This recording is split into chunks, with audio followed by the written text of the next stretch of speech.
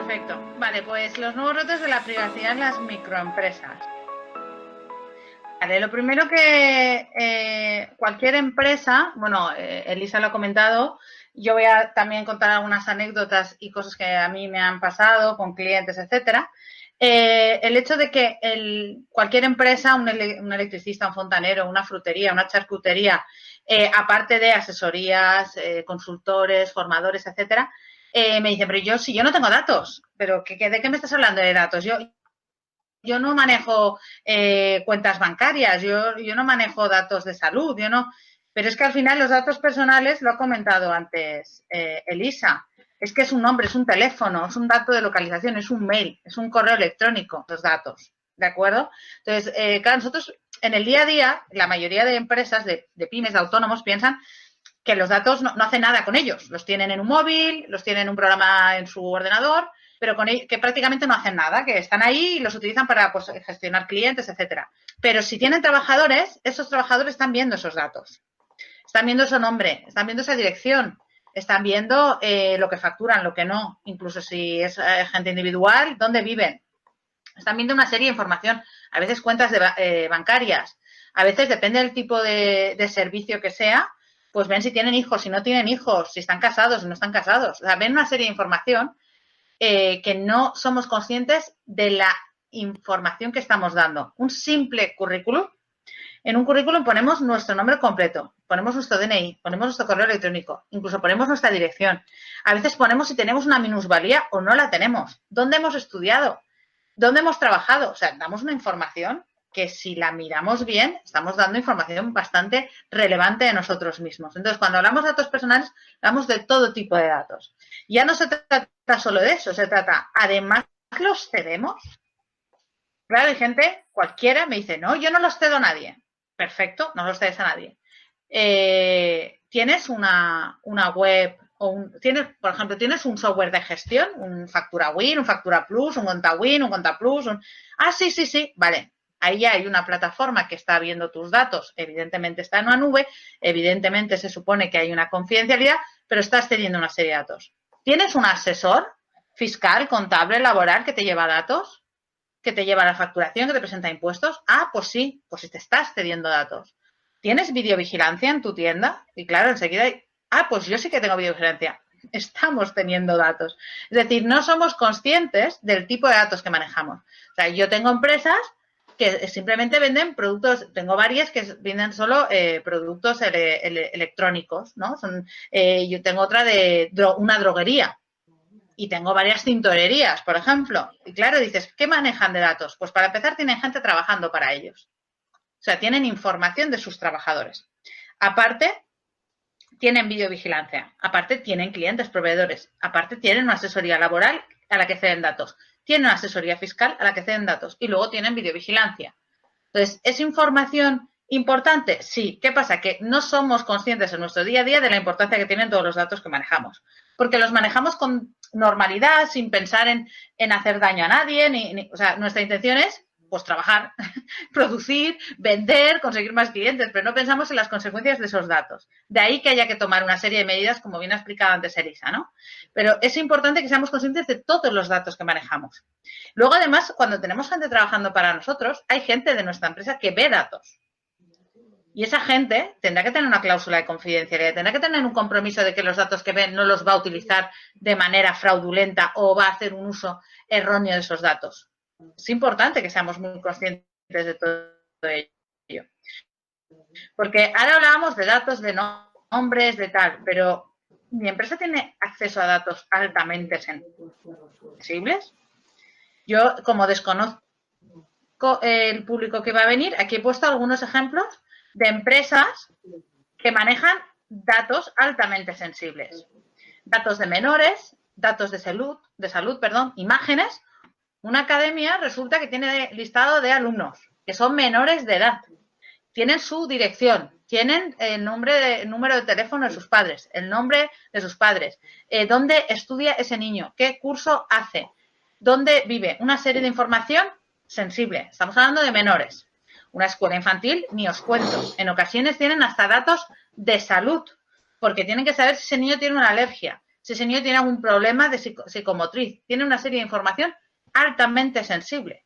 Y ya no hablamos de imágenes, esas fotos que a veces las ludotecas, como he puesto aquí, o las escuelas infantiles envían a esos grupos de WhatsApp de padres y madres. Todo eso son datos súper sensibles, porque entiendo que todos los padres son normales y no van a hacer un uso erróneo de esas imágenes, pero esos móviles donde se están compartiendo esas fotos pueden ser hackeadas. Ese móvil puede ser perdido. Y esas fotos de niños totalmente blancas, de un niño disfrazado, un niño en la playa, un niño tal, puede ser utilizado muy erróneamente, ¿de acuerdo? Entonces es importante ser muy conscientes de los datos que manejamos. Antes había una chica que, por lo visto, me parece que se llama igual que yo, Carol, que tiene una clínica dental. Yo, el porcentaje de clientes que más tengo es clínicas dentales y escuelas infantiles. Es por porcentaje lo que más tengo. ¿Por qué? Pues porque manejan tales datos y ceden tantos datos continuamente que es importante saber hasta qué punto esos datos se están trasladando. Y muy sencillo, un caso, una clínica dental necesita en ocasiones un ortodoncista, necesita un especialista en ortodoncia infantil, a veces necesita un anestesista, a veces necesita un cirujano. Toda esa gente colaboradora va a ver una serie de datos de sus pacientes. Esa gente tiene, primero, independientemente, tiene que tener su protección de datos, por supuesto, pero aparte tiene que tener una serie de cláusulas con esta empresa, porque están viendo una serie de datos importantes. El tema de las imágenes es hipersensible. Y por eso quiero hacer mucho hincapié en esta pequeña exposición sobre ese tema. Luego, pediatras, ni os cuento, psicólogos, abogados tocan a veces temas de menores, de malos tratos, de separaciones, de custodias. A mí cuando me dicen que los abogados no necesitan tener protección de datos me vuelvo loca. Y, pero, vaya, a lo mejor me dices un frutero y a lo mejor digo, bueno, vale, vamos a ver qué datos o no. Pero un abogado o un fotógrafo, en el tema de un fotógrafo quiero hacer hincapié porque bueno, por no decir la gran mayoría de fotógrafos no tienen nada de protección de datos. Pero a mí me ha pasado, de hecho tengo varios clientes fotógrafos y uno de ellos fue a consecuencia de lo que os voy a contar. Pasando por el escaparate de su tienda, un padre vio la foto de comunión de su hijo. ¿Vale? Vestido de comunión, una cosa tan sencilla como esa. Y entró y comentó al fotógrafo que cómo era posible que su hijo estuviera expuesto en un escaparate.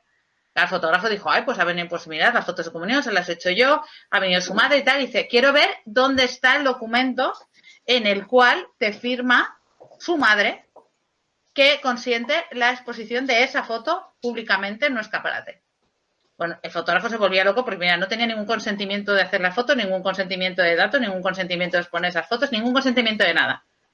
¿Vale? No fue a más porque el fotógrafo, bueno, buscó tal, en este caso se puso, por un conocido se puso en contacto conmigo, conseguimos que la persona, en este caso el padre, no tomara más medidas, ¿de acuerdo? No fuera a la Agencia Española de Protección de Datos, tal. Y lo que hizo este fotógrafo fue, primero, recoger todos los consentimientos para poder exponer, tanto en su web como en sus redes, como en su escaparate, fotos de menores de edad, porque era época de comuniones, para que no volviera a suceder. Porque parece una tontería, pero la tontería podría haber costado unos cuantos miles de euros si eso hubiera acudido a la Agencia Española de Protección de Datos por no tener un consentimiento. ¿Qué ocurre ahora? ¿Qué estamos viendo? Ahora, con esto del COVID, con esto del coronavirus, resulta que todo el mundo estamos hablando, lógicamente, de digitalización de nuestras empresas. Ojo que la digitalización es importante que tengamos en cuenta las consecuencias que tiene a veces en nuestros datos. Si tenemos una web y en esa web vamos a vender, con lo cual hay registro de nombres, de apellidos, de números de cuenta, de tarjetas, etcétera. Datos. Estamos recogiendo datos a través de una web. Necesitamos tener una política de privacidad actualizada y un consentimiento explícito para el tema. Si subimos imágenes, si subimos datos a la nube, me da igual Google Drive, Dropbox, un CRM, un ERP, me da igual. Es importante ser conscientes de que eso es una cesión de datos a una plataforma y tenemos que tener contemplado también que esos datos los estamos cediendo. Si utilizamos una base de datos, enviar mails. enviar mail, si utilizamos Outlook, si utilizamos Gmail, si utilizamos Thunderbird, es importante también tenerlo documentado qué tipo de correo electrónico utilizamos. Si enviamos WhatsApp, si publicamos imágenes, debemos de tener muy claro qué hacemos con esos datos. Por ejemplo, hace una semana, me lo he anotado aquí, me llamó un cliente mío, que es psicólogo, que a partir de ahora, por las circunstancias que estamos, va a hacer sesiones de coaching vía telemática, ¿vale? Me preguntó por plataformas que pudieran ser más o menos seguras, etcétera. ¿Qué pasa? Que yo le dije, bueno, pero son todos clientes o pacientes que ya tienes, y me dice, no, muchos no. Entonces le dije, pues tienes que recoger consentimiento explícito. Y claro, me pregunto, ¿y cómo lo hago? Si resulta que no lo puedo ver presencialmente. Entonces le dije, pues mira, evidentemente no todo el mundo tiene una impresora en casa para que se imprima un documento, lo firme, lo escanee y lo envíe. Evidentemente no todos tenemos un certificado digital, es cierto, pero tenemos que intentar tener un documento firmado o confirmando que vamos a ceder esos datos. Entonces, le recomendé, le redacté un mail para enviarlo y recibir respuesta cediendo esos datos y autorizándolo con su nombre, su DNI y una serie de información. Es importante que seamos muy conscientes de que la digitalización no debe ser ajena a la privacidad y la protección de esos datos. Luego, respecto a todo esto de la digitalización, es importante qué tipo de datos recogemos y solo recoger lo necesario. Y cuando hablo de lo necesario es lo necesario. No podemos inventarnos y recoger datos multi y empezar a recoger todos los datos que nos dé la gana. No. Si es para enviar un mailing, pues un nombre y un correo. Si es para adquirir una compra, pues qué datos necesitamos para adquirir una compra. Pero no nos sobrepasemos. El problema es que muchas veces hay reclamaciones y denuncias en la Agencia Española de Protección de Datos por eso, porque queremos adquirir algo y resulta que nos piden una serie de información que no viene al caso. Si estás casado, si no estás casado, si tienes hijos, si no tienes hijos, eso es un abuso de información y hay que ser muy consciente de que solo hay que recoger lo necesario, ¿vale? Por eso cuando hablamos de lo necesario, aquí tenemos el deber de información, ¿de acuerdo? ¿A quién cedemos datos? Por ejemplo, puede ser una empresa a un hosting, una plataforma de email marketing, un servidor, un software. Entonces, eso, cuando firmamos el consentimiento explícito, que ahora os explicaré brevemente lo que es, esto debe figurar, ¿de acuerdo? Con la nueva normativa que bien ha explicado Elisa antes, con del Reglamento Europeo y la nueva Ley de Protección de Datos, ahora existe esto, un consentimiento explícito. Antes valía con poner una crucecita y ahora resulta que hay que firmar. Si además quieres enviarme publicidad vía mail o vía WhatsApp, comercial, publicitaria, etcétera, te tengo que autorizar con una firma. No vale una rayadita o una crucecita. No, se tiene que firmar. Antes valía el consentimiento tácito, ahora ya no. Y es más, os diré un ejemplo de hace un par de meses. Un hospital, aquí en España, concretamente en Madrid, 48.000 euros de sanción por una reclamación de una paciente, porque no había firmado el consentimiento explícito actual, sino el consentimiento anterior. Y sus datos se habían cedido a una mutua y ella no quería que se cedieran esos datos a una mutua. No lo había autorizado previamente, con lo cual, después de una serie de recursos, la sanción fue de 48.000 euros. Eso está publicado y, de hecho, yo lo publiqué incluso en el Facebook de mi empresa, que lo podéis ver, es público. Hará como 2 meses. Quiero decir que es más serio lo que nos creemos, ¿de acuerdo? El tema de las imágenes, os voy a decir otro caso, porque lo que me gusta es que veáis que esto es lo que pasa en el día a día. La semana pasada, porque ahora con todo esto de digitalización, todo el mundo quiere digitalizar cuanto antes. Me llamó un médico estético, bueno, me llamó la administrativa que lleva todo el tema de la gestión, y que a partir de ahora sus primeras sesiones con sus pacientes, la primera sesión va a ser telemáticamente. Resulta que esta persona opera desde celulitis, desde temas de cara, de arrugas, de tal. Entonces, a veces necesita hacer una serie de fotografías. Claro, me pregunto, ¿esas fotografías me las puede enviar por mail?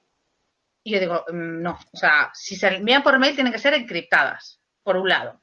Si no, vamos a crear un acceso a la nube, a una plataforma que utilizáis vosotros, que está en la nube, un programa de gestión, que es aquí, es español además, y creáis un acceso para que esa persona pueda subir las fotos ahí. ¿Que se puede hackear? Todo se puede hackear. ¿de acuerdo? Pero si podemos minimizar los pasos por donde pasan esas imágenes, mejor.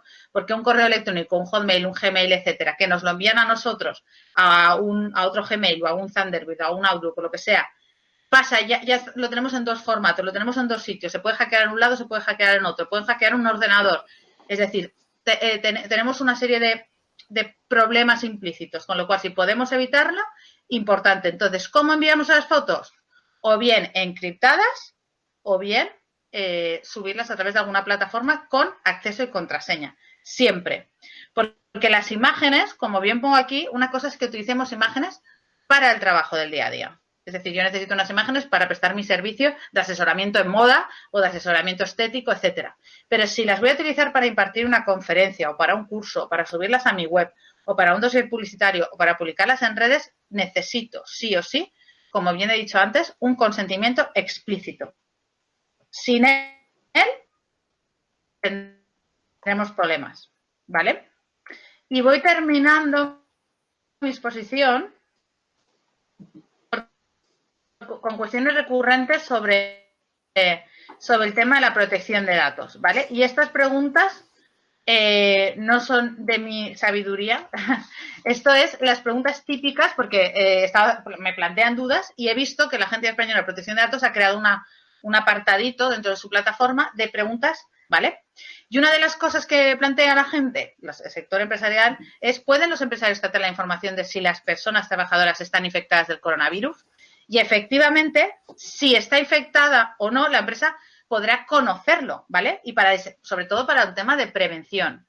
Y si decimos, es que estos son datos personales de alta sensibilidad, etcétera, sí, pero en estos momentos estamos hablando de una situación de pandemia y en un momento dado la empresa te puede exigir la información, ¿de acuerdo? Te la puede exigir sobre todo por un control sanitario, un control de una pandemia que estamos viviendo, ¿de acuerdo? Es sensible, pero es importante que la facilitemos, porque en estos momentos, de hecho, lo estamos viendo como las empresas están planteando si convives con una persona que ha tenido la enfermedad o con posibles personas que han podido tener contacto con la enfermedad, ¿vale? ¿Puede transmitirse esa información al personal de la empresa? Pues siempre y cuando, en realidad, sí. En principio no debe de decirse la persona, pero sí es estrictamente necesario por un tema de seguridad, por un tema de que resulta que la persona que está contagiada se sentaba enfrente de tu mesa, etcétera, etcétera, etcétera, pues evidentemente ahí sí que entramos en un tema ya de seguridad para ese compañero o esa compañera, con lo cual se puede informar, ¿vale? Y finalmente, que me he emocionado. Se me va aquí. En caso de cuarentena preventiva o estar afectado por el coronavirus, el trabajador tiene obligación de informar a su empleador de esta circunstancia. Por enfermedad no tiene obligación de informar sobre la razón de la baja de la empresa, pero en este caso, este derecho individual, por el tema de la situación que estamos viendo de pandemia, es necesario que lo notifique, por si la empresa tiene que poner en cuarentena a personas con las que este trabajador que está enfermo se ha relacionado o ha tratado o ha tenido contacto en los últimos días o semanas, con lo cual es importante que se informe. Y con esto termino. Si tenéis alguna duda o algo, me lo planteáis ahora o si no, en la mesa final. Así que, perfecto. Muchas gracias, Carolina. Bueno, sí es cierto que aquí ha habido una persona, por ejemplo, ahora me imagino que habrá más, si no en el turno del debate, por ejemplo, solución individual nos trasladaba en el ejemplo de escuelas infantiles. Entiendo que una profesora firme un contrato de confidencialidad hacia la escuela. Y nos preguntaba la profesora, ¿debería tener un contrato firmado de la escuela para preservar sus datos personales? Que si debería tener un contrato. No, cuando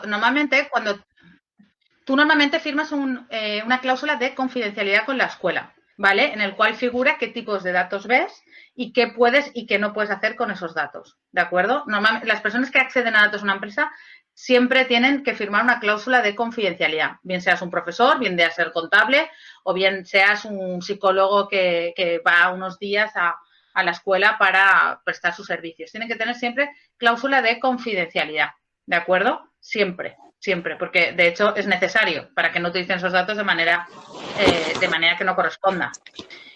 Y respecto, y aprovecho que se me olvida, perdona, antes comentaba el tema de la clínica dental, el tema de la cesión de datos, que había un paciente en una clínica dental que se había negado el ceder los datos. Yo tengo clientes que les ha pasado, ¿no? Y al final, se me dicen, ¿qué les digo? Porque les digo la protección de datos y la gente no se fía. O que dice, ¿qué vas a hacer con mis datos? Y yo les digo, mira, este documento es para asegurarte a ti de que voy a hacer las cosas bien. Este documento es para decirte a ti que estoy haciendo todo lo que corresponde y que estoy acorde a la normativa. Y por eso aquí habla de la ley, habla de las finalidades, habla de quién puede ver datos y quién no. Es decir, no lo hago para mí, lo hago para ti. Si esto no me lo firmas, tal y como me das datos, yo te atenderé, por supuesto, no me voy a negar. Pero cuando te vayas por la puerta te voy a tener que dar la radiografía, te voy a tener que dar la ficha técnica, te voy a tener que dar todo, porque si no me dejas gestionar tus datos conforme a la normativa, los datos no voy a poderlos tenerlos aquí, te los voy a tener que dar.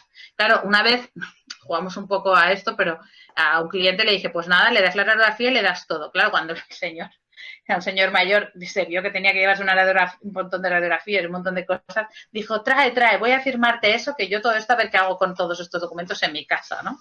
Porque al final es un poco eso, lo haces para velar por la seguridad de los datos de tus pacientes, que a ti en principio, tú sabes que estás haciendo bien las cosas, no necesitarías que te firmara nada, pero lo hacemos para la tranquilidad del paciente, para la tranquilidad del cliente. Yo creo que es importante que lo mostremos así, aunque haya gente que piense que esto es un sacadinero, porque esto muchos lo dicen y a mí me lo han dicho, esto es un sacadinero, perfecto, llevo oyendo esto 11 años.